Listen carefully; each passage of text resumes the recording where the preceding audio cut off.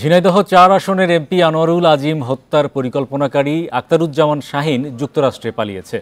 তাকে ফিরিয়ে আনতে ইন্টারপোলের সহায়তা চাওয়ার কথা জানিয়েছেন ডিবি প্রধান।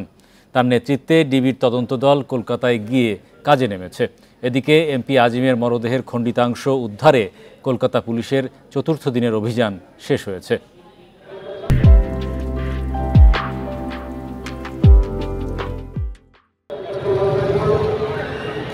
এমপি আজিম হত্যার তদন্তের জন্য রোববার সকালে কলকাতায় পৌঁছায় ডিবির তদন্ত দল।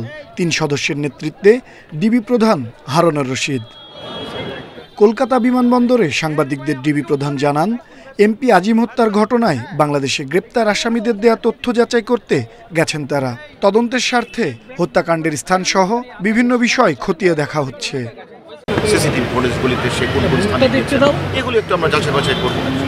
এই স্থলে গিয়ে সেটা সিসিটিভি দেখব, সেটা আমরা এই দেশের পুলিশের সহযোগিতার মাধ্যমে আমরা মনে করি হত্যাকারীদের যে কথাটা আপনি বলছেন অ্যাকচুয়ালি প্রকৃত মোটিভটা কি সেটা আমরা খুঁজে বের করব।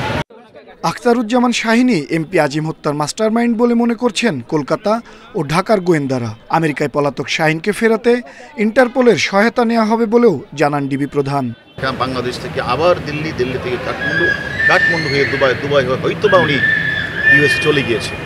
আমরা আমাদের বাংলাদেশের ঊর্ধ্বতন কর্তৃপক্ষের সাথে কথা বলেছি, তাকে ইন্টারপোলের মাধ্যমে কীভাবে কাজটি করা যায় এই বিষয়ে ইন্টারপোলের সহায়তা আমরা একসাথে চাই, এটা আরও ভালো হবে।